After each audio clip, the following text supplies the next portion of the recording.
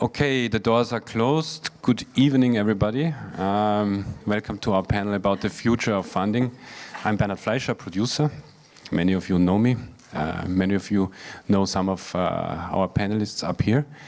Before we look on to the future of funding, which is looking in the glass bowl, of course, let's look at the present of funding. And I think let's start with a little thesis, but you may all agree, in our genre, as opposed to all other genres, basically, for the electronic film media or television media, our financing or our ways to finance a project is very mixed.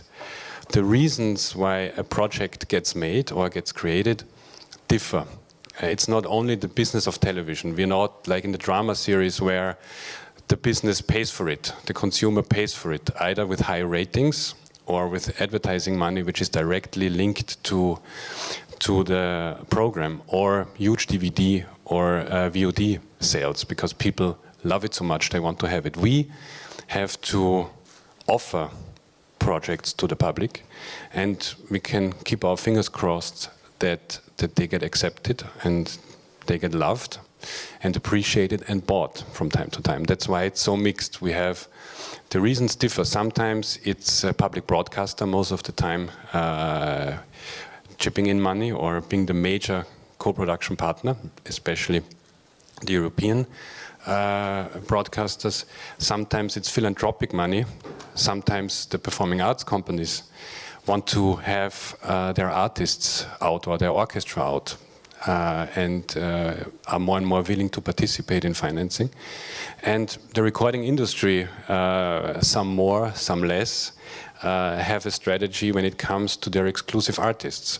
The artists require more and more the record company to have a media strategy for programs on the screen. So we want to look into that as well.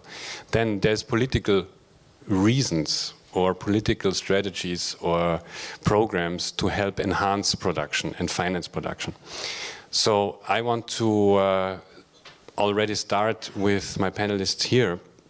On my very right is Virv Indren from the European Union. She would represent so-called political arm of it. And we know that the media program has been helping a lot of our projects get financed or close the financing gap. I want to hear from you about your experiences from the past, how you changed your strategy, and what is your new strategy or the new plans that you've got. Thank you. Good afternoon, everybody. I can already see some faces and names. I know that we have been financing your projects. So since January, the new program that the Union is running is called Creative Europe. It incorporates the former media program and the culture program. So for you it should be just perfect. We have 1.4 billion for the 7 years. So this program runs till 2020. In the media part, we have about 100 million a year. I'm the head of sector for development of film projects, and we have a budget of 20 million euros a year. Well, it is Union plus some other countries, so in total it's not that much. But there is the political understanding and the will that in order to reach audiences across Europe and beyond, national funding and national strategies are not enough. And this is where we come in. We don't have an editorial line in terms of content, so we are financing fiction, animation, and creative documentaries of all kinds, of all subjects possible. The only editorial line we have is that the major criteria, it is the artistic quality of the projects and the potential to reach audience. And it is time for the producers really at this moment to start thinking about the audience early enough. And then of course we have in the program also a part which is dedicated to continuous training of the professionals. And the biggest part is the theatrical distribution support. And we have also a scheme for TV programming, where also some of you have already been benefiting. There we have another 11.8 million for TV production. That is very different to the North American way. And I work in both continents, so I know a little bit about it. But I would like to hand over the mic to Elizabeth Scott. She's a Chief Media and Digital Officer for a very prestigious American organization, the Lincoln Center. And I know you've been very active, and you start to be even more active. What is the reason behind being that active, first and foremost? Thank you, Bernhard. We're on? And good afternoon to all of you. Yes, so my role is a new role for Lincoln Center, this Chief Media and Digital Officer. It is the first and perhaps only such senior executive role at a performing arts center in America. There may be one other that has happened in Canada, but this tells you that we are only beginning in the performing arts presentation space, particularly to recognize the significance of media's role in the sustainability of our art forms long term. This is not to say that there hasn't been a desire and a use of media historically. I think it's maybe useful to do a little comparison of the past and the present to answer that question most articulately. You go 20 years ago, performing arts organizations in America, and probably this was largely across the world, had a goal of both revenue streams and brand building, which happened in two main ways. One was public broadcasting, accessibility to the masses, and the other was product. For those brands that could sustain it, was commercially driven product. That was it. Today, we're in a very different media environment. I don't have to tell anybody in this room that, but what it means for performing arts organizations is that we need to think anew about what the role of content is for our institutions. It is not a revenue driver as a large matter right now. It really isn't. It is essential as a brand matter, no question about that, but it's more important than that. I speak regularly to my colleagues in the industry. I just spoke to all of the executive directors of the American orchestras 2 weeks ago, giving them a keynote address, where my thesis was, we have a potential relevance deficit for certain art forms, orchestral being one of them, if we don't seize what we can do with media today. And the we there is the institutions themselves. So that's a long-winded way of saying our institutions increasingly have to be a part of that pie. And I'll give you a perfect example just with my own series. I'm executive in charge of the series Live from Lincoln Center, which has it will be entering our 40th anniversary season on PBS next year. 20 years ago, 100% of the budget funded by, you ready? By charitable funding, 100%, zero from the broadcaster, 100% from corporate and you add it up, and I could give you all the pieces of the pie, but it's corporate in large part, foundation funding and individual funding. 15 years ago, that was about 80%. This year, it's about 60%. So my organization's general operating budget needs to contribute as much as 40% to what we are doing if we want to sustain the same amount of programming. And why do we do this? Well, because we could just say this is not essential to mission, we let it go. It's absolutely critical to mission. So if we, especially today, in a changed environment where our audiences are are going to be our media audiences are going to be an essential part of our success, right? When it was just A to B, broadcaster to audience in their home or wherever, or product in someone's home, it ended there. Our media ended there. Today, it begins there, and it goes through a wide networked, socially recommended tastemaker sort of situation, which we have to leverage. We have to. So content's role today is not so much one of monetization, although we need to be smart about that. It is about optimization. It is about using it to be able to create our communities of interest, engage those communities of interest, and sustain and grow our audiences. Thanks so much for the first round. Bogdan, now you have a whole list of great artists as a record company. And what do they want from you?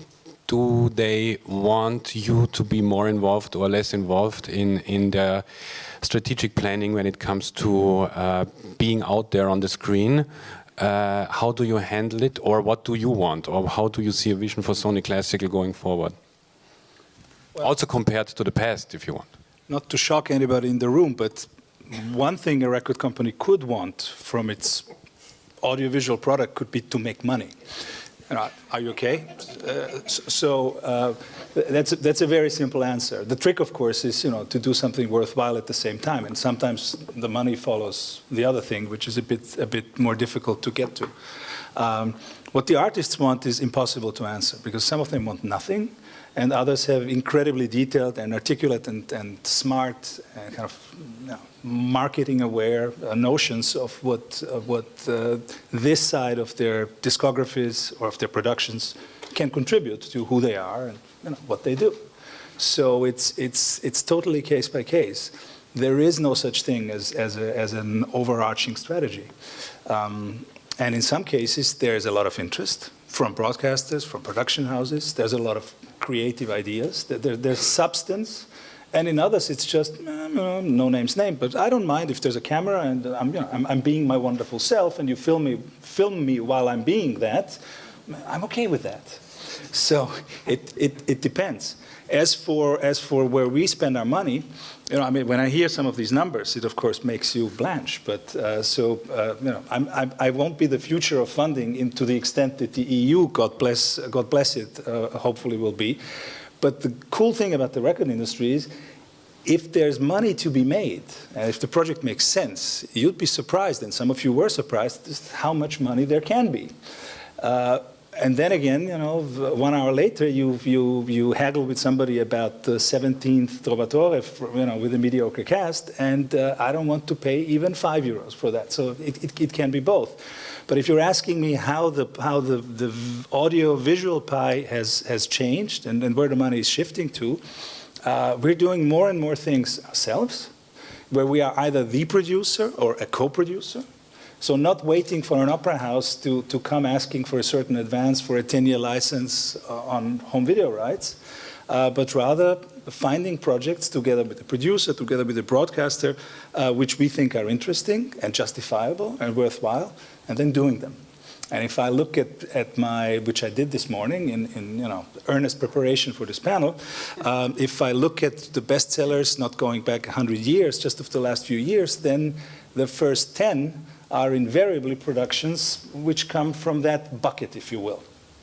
So whereas maybe 10 years ago, it was more about acquiring an opera catalog on video, that has for me completely shifted, not least for commercial reasons, to spending money on artist-driven, concept-driven projects, which tend to make sense, knock on wood, commercially and hopefully also for the audience.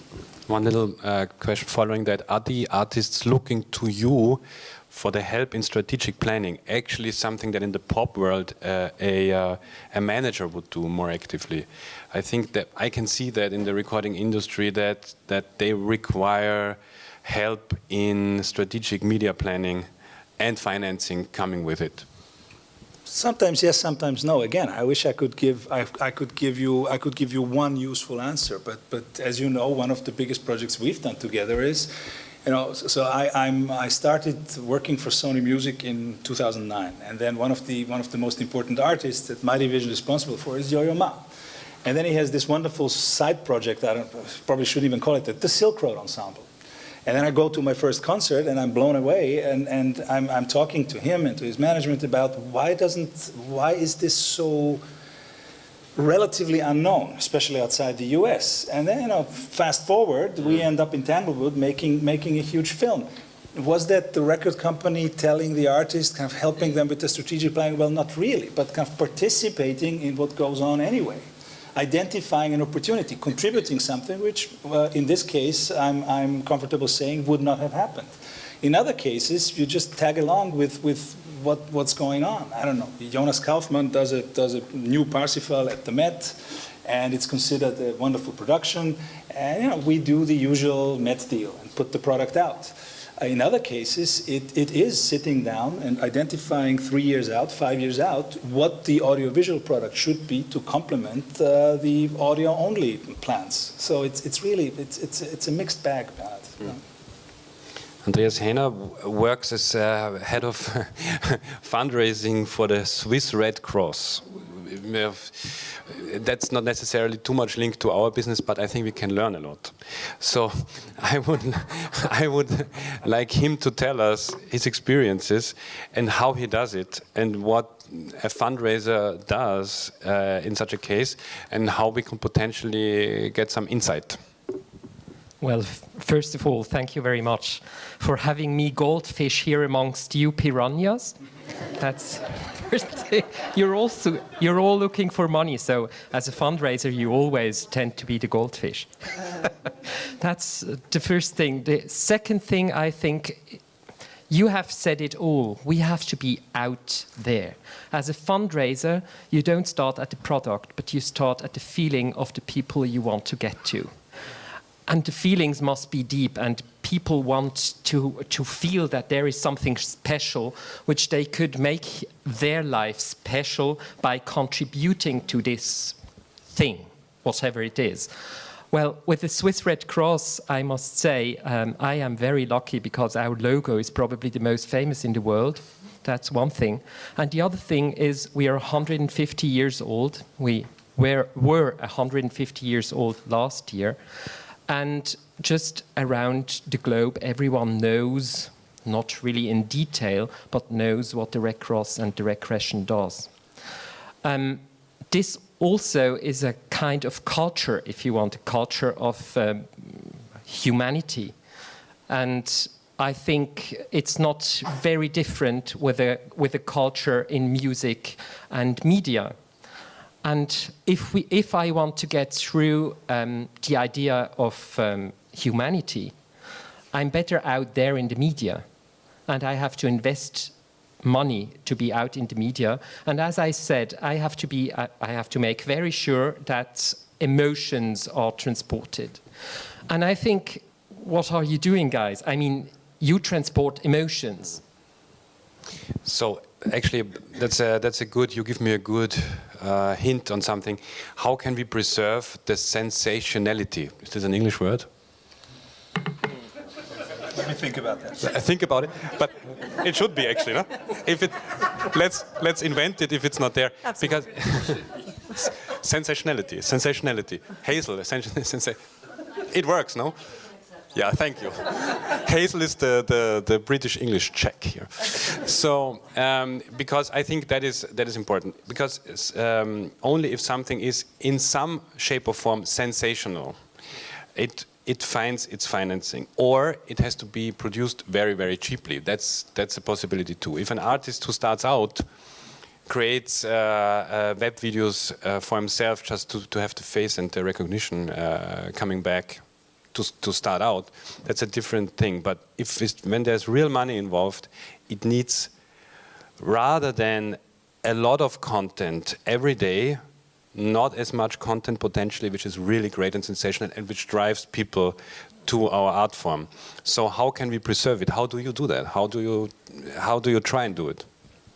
Well, at essence, we have to be great storytellers about what we're doing. I mean, I love the expression, transporters of emotion, but principally because our audiences today have a changed role, right? They have a larger voice, and they expect greater agency in their entertainment experiences. So we must deliver on that. They want access, we've got to give them access. They want great stories, we've got to give them great stories. They want an emotion, and we have to deliver that. And then if we do that successfully, we leverage their networks for our communication. And this is an essential part of our success today. This did not exist before a networked world, right? This did not exist before a socially media connected world. So it's always been important, but it's ever more important today. I want to already open up the floor. If you have questions, just raise your hand. But I want to ask Martina Mattig, as a representative of Dreisat and German-speaking cultural channel. I remember, I'm sure you do too, some years ago there was kind of a disconnect between the official broadcaster and the recording industry, for example. As you know, they would have said, no, if the record company is involved, we rather are not involved, or we can't pay as much because they just want to sell their records. I myself, by that time, I didn't like this concept, but I think more and more this is shrinking. I think there's more common ground. I'm not sure which public broadcasters you're talking to, Bernhard, because the ones I talk to, it's more like how much royalty are you going to pay me and show me the advance. So I don't know. Maybe this is a more refined subgroup of the public broadcasters that I haven't had dealings with. But I'm honestly not sure what you refer to. No, can you? You agree with me, no?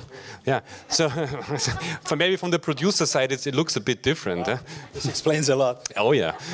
So I want to get an idea from Martina how she's looking at that going forward with productions that are hopefully coming more and more. With you, Bernhard, and with your production partners, I know I'm in the best hands, you know, and it's the future. It's future. Hazel, yeah. We did a lot together, and the budget is not getting bigger, you know, and it's important that everybody has a piece of the cake. That's very important, and our aim is to have a good live production, yeah, and so everybody participates.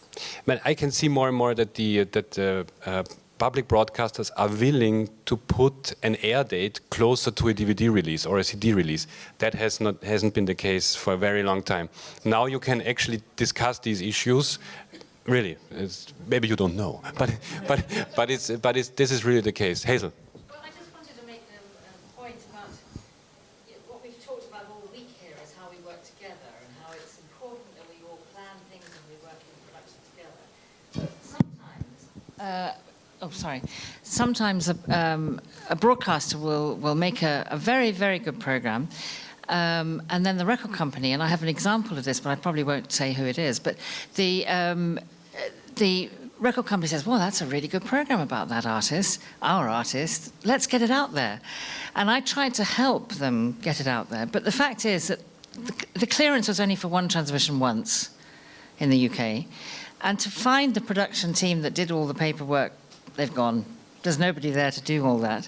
And actually, you lose the chance. So actually, it's a question of how you've got to work together in advance and say, this artist is really important. Let's try and work together with the broadcaster. Don't you? I don't know. I'm sure Bogdan would want. Well, more and more. I mean, you know, the record business, or especially the majors, if you still can use that term even, there's not many left. And on the classical side of things, well, you know what I'm talking about. So, but 10 years ago, it was a disaster because the companies had gotten burned so badly. Some of them as early as the mid 80s, others later on, by absurd deals. There was this lull in the market, and then all of a sudden, you know, the most important DVD label in the world was TDK, which to a Martian may seem counterintuitive. So then they got into it, and I certainly tried my best to contribute to that. But it was more of a reaction to other people's offerings. Now it's actually the opposite. We sit down now fairly regularly with people where we suspect interest and support, or to put it less cutely, money. And for example, people, they shall go unnamed, who have budgets at important broadcasters, and go through with them 3 years out, in some cases 5 years out, our plans with those artists who interest them. And I found that to be really productive. And it can be something very obvious, because very big, or it can be something completely obscure, or initially obscure, and the broadcaster learns about it through us. And you'd be amazed at how these are really good conversations, because it's not about, okay, you know, star, oh, can't be bothered with anything below the top 3 or 5 names. Sometimes the most obscure things, this is the wonderful thing also, for example, about public broadcasting, sometimes the most obscure things, if there's an interesting story, get the most attention. we're putting out this crazy opera project that we recorded in a Russian opera house at the foothills of the Ural Mountains, and there's a whole story attached to the conductor, to the orchestra, a gentleman called Theodor Kurentzis. You could do a lot worse than attend his concert on Sunday night here in Berlin, by the way, and you'd be amazed, for example, how that story, well told, well presented, how much interest that triggers. Because it is more interesting than, not to knock anybody's work here, but just how much, to use the word you coined, how much sensationality do some of the opera tapings you've recently seen really have? When did you last go, oh, wow, this blows me away, when you saw something like that? And maybe, things which are, this gentleman I mentioned has created a very unique way of living, working, thinking about his art, very polemical vis-a-vis what he considers the factory of the mainstream classical music. And that triggers reactions, emotions that are maybe difficult to get elsewhere. And you're in business, you're in conversation, you're in negotiation. I'm quite amazed if I see that it is absolutely the same thing whether you work with the Swiss Red Cross or whether you do music and media on the production side. We always talk about the production side. We never talk about people who should actually look at it and enjoy it. I think that's a problem. That's what I love so much about you American guys. Because, I'll take that. No, it's completely true, because funding in America for culture very, very often comes from people. And you go there, do you know why you get money? Has someone here an idea why do you get money if you need money to do something? Does someone know why that is, why you get money? It's because you ask for it. By an individual. Yes, you have to ask for it. And there's so little people who actually go out and ask for money, and Americans are brilliant at that. And if you go British also, everything speaking English knows how to do that.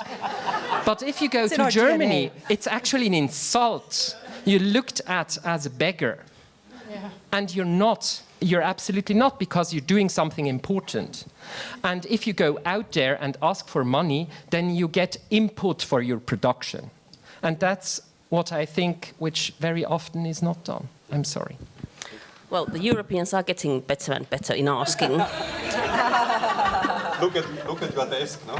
Yes. So at the media side, we have about 10,000 applications a year.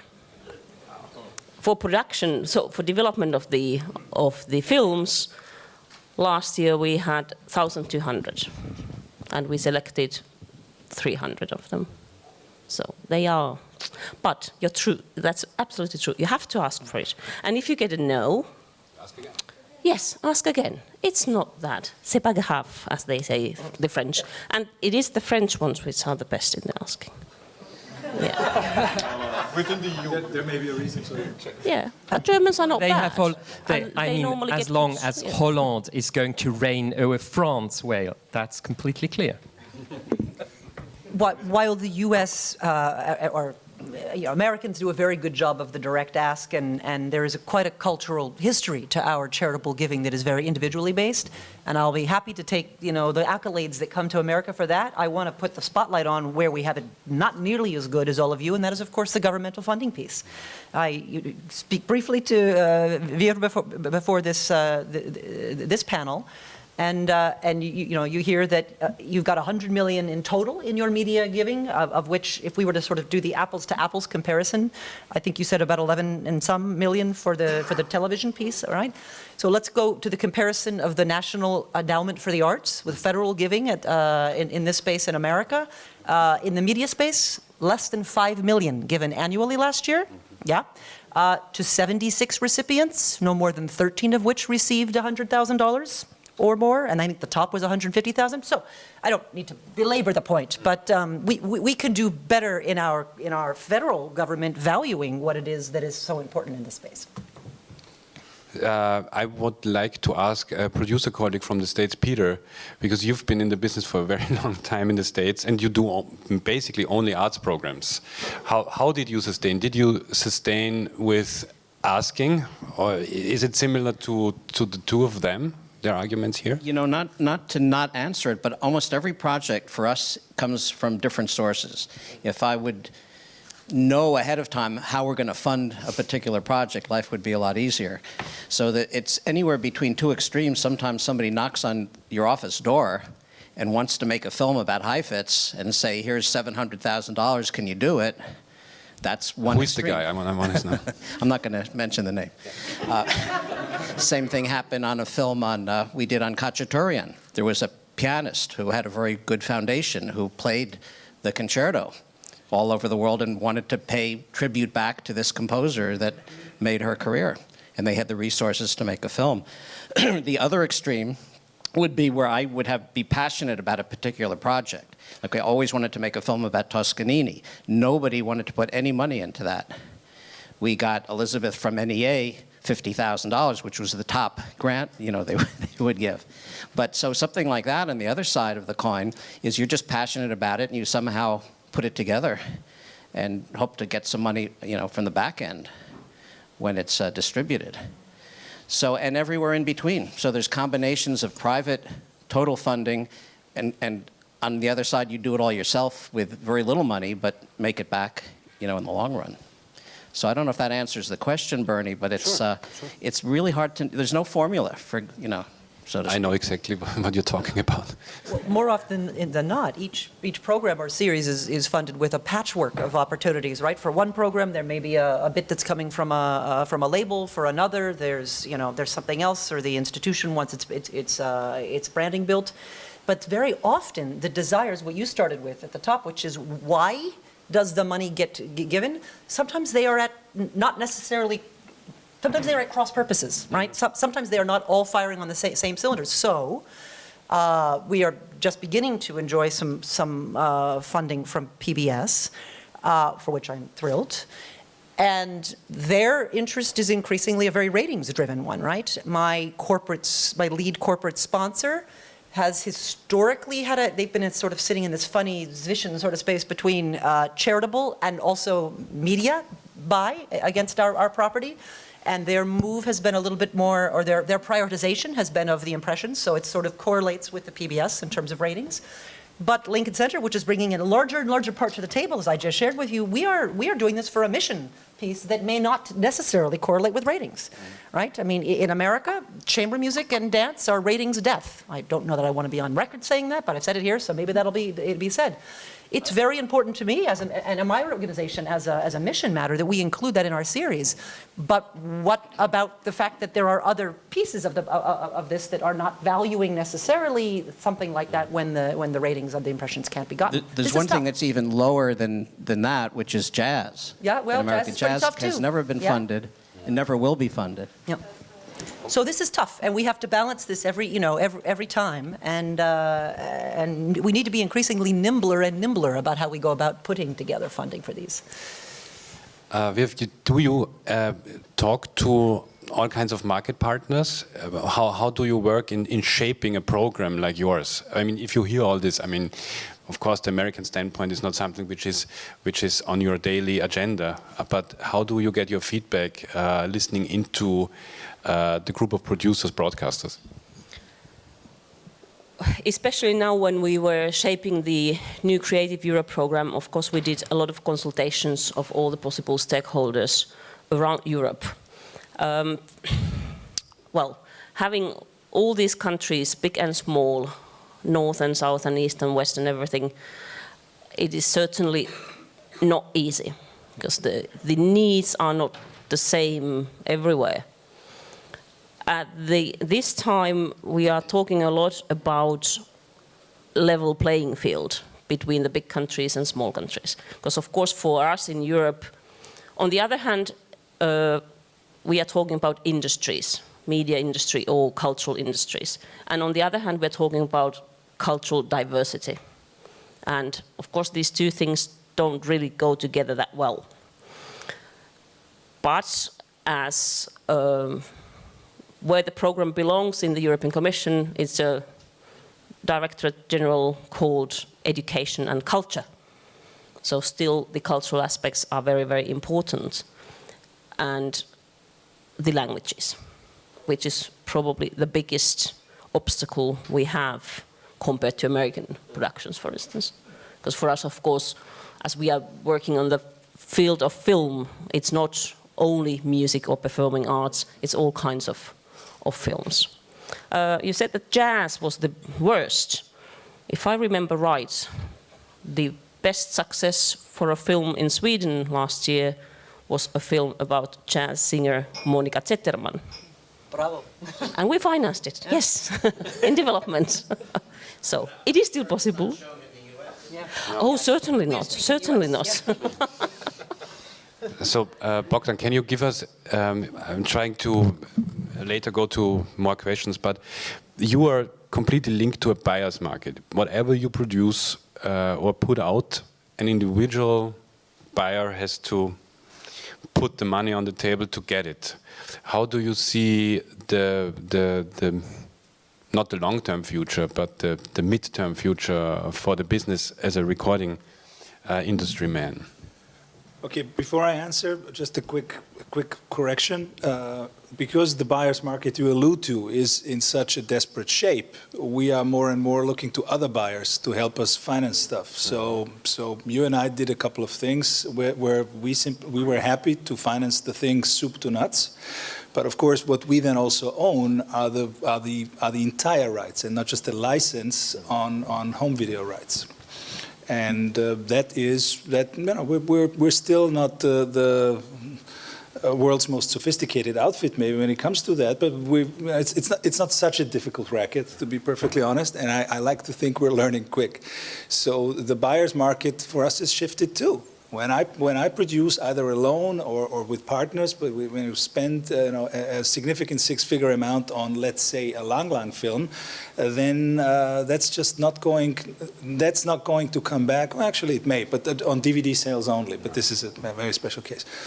As for a prediction on the more narrowly defined recorded music market, I think what you will see in the next few years is the viability of standalone single DVD releases or Blu-ray releases going away completely. If I were you and any part of your financing depended on that, I would be really nervous. What we're hurting, what we're all hurting from, but nobody as badly as we, is that a digital market for long form, let's say classical music video, just has not opened up yet.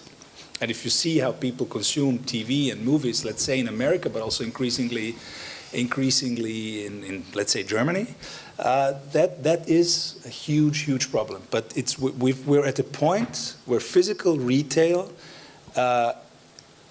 if any, simply refuses to stock certain sectors of what we do. And because this market has matured so much, any new opera production, even huge stuff, the biggest names in the business, is perceived as glorified catalog. And you simply cannot get it out there. So there are whole countries, I want to make anybody slit their wrists here, but as long as we're being so frank, there are whole countries where single CD reissues of even legendary recordings can no longer be placed in retail.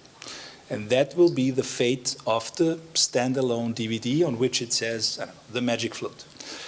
So that's going to be a pretty dramatic shift. I have sometimes, depending on country to country, but I have months in my business because I'm responsible for a worldwide, division. And you compare P&Ls from all kinds of markets. And in the US, there are whole months where over 50% of what we do is already digital. Now apply that to video, and it's kind of 0.01%. That's simply going to be a huge problem. Can I ask a question that directly relates to that of you, Bogdan? I was recently at a chief digital officer conference where there was a panel in the music industry, and I believe one of your colleagues was there, and the Spotify's, et cetera, and I heard someone say, and I thought this was very interesting, in the space of all things free to consumer, because that's the other big thing I didn't say in the yesterday and today. Today, there is that much more that can be accessed free, right? Whether it's the YouTubeification or anything else that we're offering online. And there's that expectation of getting it for free, and there's these streaming services now that are obviously making free offers. And what this reflects is an environment in which the value of being able to collect data about our audience is greater than the amount we can charge for its consumption, right? This is the fascinating. It's like literally it's like this, and this of course is particularly challenging for your world. So it's a long-winded prelude to what do you see as the role of the free-to-consumer offering, and how do you think there may be differences or challenges in working with organizations like performing arts organizations that know we need to be there, to be gathering our audience and to be mining that data about their consumption? Well, several possible replies to that, but maybe the most useful to the people here in the room, I would hope, is that you'd be amazed how much money is in free to consumer, and not because of selling on data that you've gained. Without giving away anything I'm not supposed to, but I dare say that if you were to look at any major record companies, top digital partners. Let's forget audio video for a moment. Just, people were accounts, just like you had Tower Records, HMV, just digital retailers. I think that if you looked at it for the calendar year 2013, the ranking would be as follows. Number 1, iTunes. Number 2, Spotify. Imagine, so much of it free, so few countries. It's already number 2 globally. Number 3, YouTube. Number 4, Vivo, which is another name for YouTube.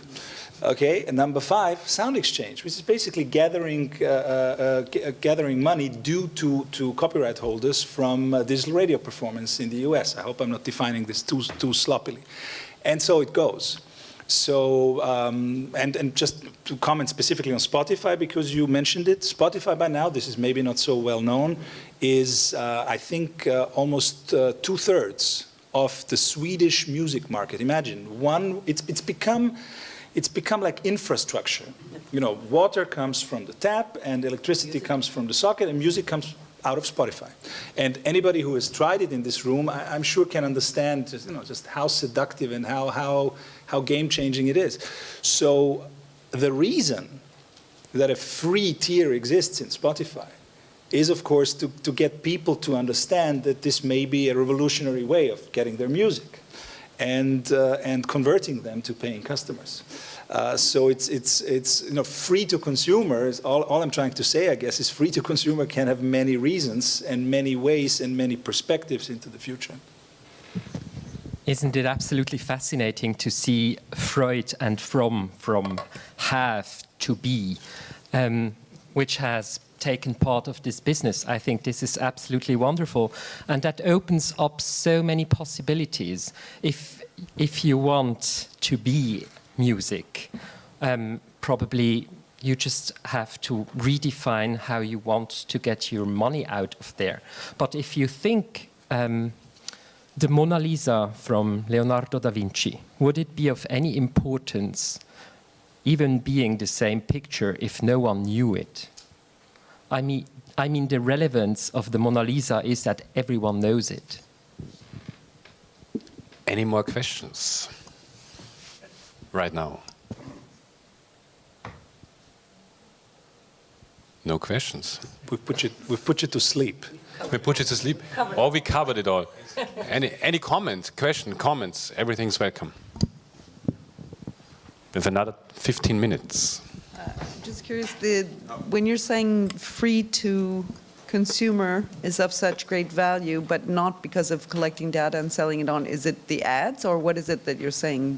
Where's the money coming from then?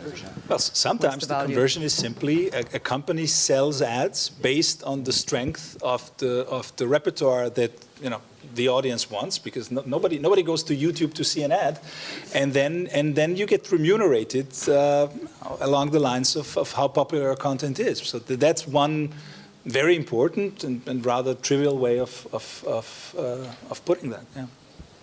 I think you had a question, no? Well, I was going to ask both of them because... Hold on, you get a mic. Sorry. You get a mic. I could see how to the record company a few pennies from each listener may add up with a hit, but to the producer, it's a few hundredths of a penny per user out there. So I don't see how producers in any way could ever have income from internet digital delivery like that. Well, many ways to answer that. Spotify has dedicated a whole website. I forget the URL, but it's not important. You'll find it. Dedicated to answering that very question and kind of debunking what they see as a myth with facts and figures. Amongst which you can see total amount of money paid out to recording artists and so on and so forth. So not for me to argue their case, but I think it's fundamentally, I think it may be very simple. The streaming train has left the station. It's happening.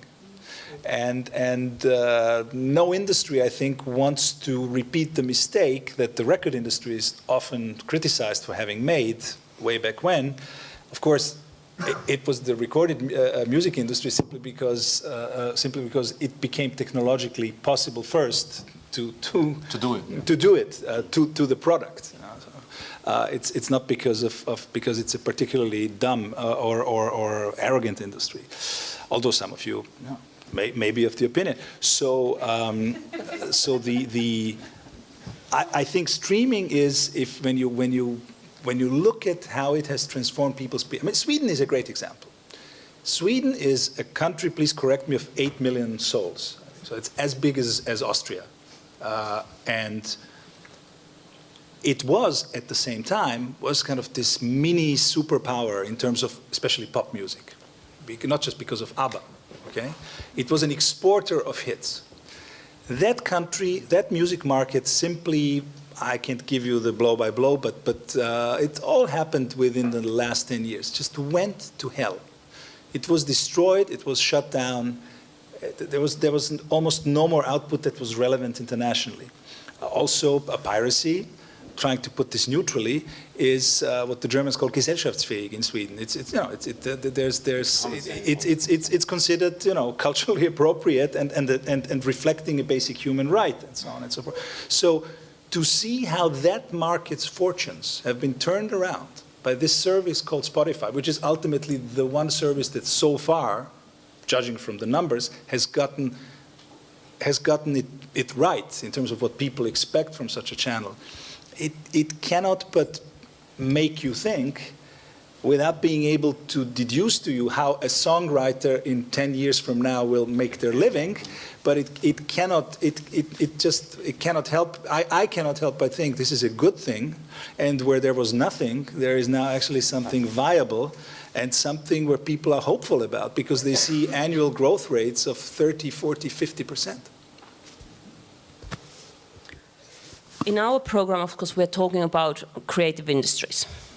So, on the media side and on the cultural side. So far, they have been quite far away from each other. In a couple of years, when the funding of our program will go up a bit more, in year 16, we're opening let's say, a middle branch in between two. A cross-sectoral strand where we will make a call for proposals for pilot projects where how could these two things meet? Because of course in the media program we are not supporting live recordings or streaming of cultural works, music, theatre or whatever arts. We are in the part of the independent producer support where it is a film that we're supporting. In about 10 days ago, my director went to UK to launch the Creative Europe program, and I know that there were already some talks about what this cross area between the culture and the media could be. And there were some initiatives for the alternative content for the cinema theatres, for instance. But referring to your question before, it is not to us as European bureaucrats to decide what you need. It's up to you to come to us and tell what we can do for you. So I think this is, and yes, off the record, I think the Commission does not really have a proper idea what this could be in the middle. So it's really up to you as professionals in this field to come up with nice proposals where our little money could be helpful. We will. You just said that DVD and Blu-ray will be dead. So my question would be, how do, right now in those open to the customer field, perform all those long tails, which would be like a DVD, but in a streaming format like YouTube or on Spotify? I haven't seen any yet. How does that perform? Long tail, not just records. I think that the whole. First of all, let me qualify. I'm not saying DVD and Blu-ray are dead. I'm saying the reason that you have to, the story that you must be able to tell in order to make it, to get it out there, to make it relevant, to sell more than 3 units here and 7 units there. It's just the threshold is rising rapidly, and something that is perceived as catalog only, what I call glorified catalog, will have a very, very difficult time. Certainly, you know, other things we do are very important contributors in some of the top priority products we put out. And that can be a single artist recital performance, a documentary we co-produced with somebody, I don't know, the New Year's concert, what have you. As for the long tail, I think that's one of the great myths of the 21st century. There is one. You know, people better qualified than me in terms of analyzing the data and kind of just being tuned into being able to make a real quantitative judgment would say, I've read essays about it, would say it's a myth, it's a lie, it's a canar, it doesn't exist. Get over it. I have to tell you, when the whole talk about the long tails, it feels so intuitively right, and also it's a great positive message. I think, finally, you know, the ultimate long tail business, classical. You know, hundreds of versions of a certain piece, things which need space, cannot be put under the pressure to perform like a big pop release, stuff that you want to take a long view on. Well, hasn't happened. I'm still waiting for it to happen, and so I don't think that the long tail will save us, if that's not too simple a summary. Any more comments or questions? What it will do, let me just add one thought, is if the long tail is short form for digital availability of stuff which is on nobody's priority list, that frees a piece of content from the tyranny of you know, having to make calculations. Like how much does this thing do? I don't know, a 10-year-old production on a DVD. How many units a year? Okay, and how much does it cost to actually have that in the warehouse for a year? Oh, delete, delete, delete. That all goes out the window, which is the wonderful thing about digital distribution of entertainment and culture. I love it. And you know, it begins there and doesn't stop at questions like, while the classical consumer right now thinks its digital product is of inferior quality, audio product. Actually, the truth in a few years will be it is of much superior quality to anything the CD was ever able to offer. So that's how the long tail comes into play, if you will. But it's not about the long tail. It's about how digital distribution sets content free from, you know, the trucks and the nasty plastic cases and all that stuff. I'll add one thing to that, Bogdan. I think it's absolutely right. And I'm just going to make up this term right now, and I may have a better one when I've had a chance to think about it, but it's not the long tail, which suggests a single asset's, you know, longevity. It's a woven tapestry of tales that is going to be what is valuable in the digital space. Because, yes, absolutely, you don't have to product manage in terms of physical good the same way, and that can liberate. But what also will liberate is discoverability. And right now, we are in early stages there. We have pretty crappy YouTube is the anti-curation space. It is our job, it is your broadcasters out there, it is your jobs to be helping us too. And insofar as we're working with the digital distribution platforms, this is where we need to be able to have robust search across multiple things and have discoverability like we've never had before. The seductive nature of what you just described with Spotify is a good deal of that. There are wonderful studies showing chamber music, which I spoke ill of a moment ago, and I love it, and I'm a chamber musician. It is getting listened to far more than was projected on Spotify platforms because its discoverability is actually somehow easier, which is fascinating. And we can do this so much better. This is going to involve a lot of, the cooperation point. We're going to need like standardization of how we describe our assets. We don't do this yet. These are some of the things that Lincoln Center's brought me in to help steward for, our constituents, but why should it stop there? It should be industry-wide. So I just want to note that the woven tapestry of all these assets, tales, call them whatever you want to, is going to be something that is a much more viable offering than anything on an individual basis.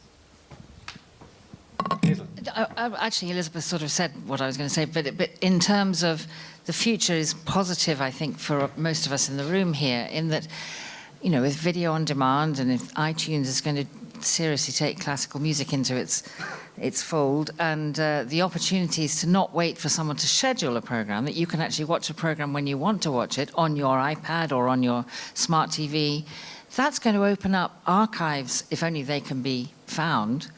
In terms of clearances, that's another issue, but, in terms of, we've seriously got to take that into consideration. We've got to look at what we've got and make sure, we know that content is king, that we've got to make sure that content is available to fill those spaces.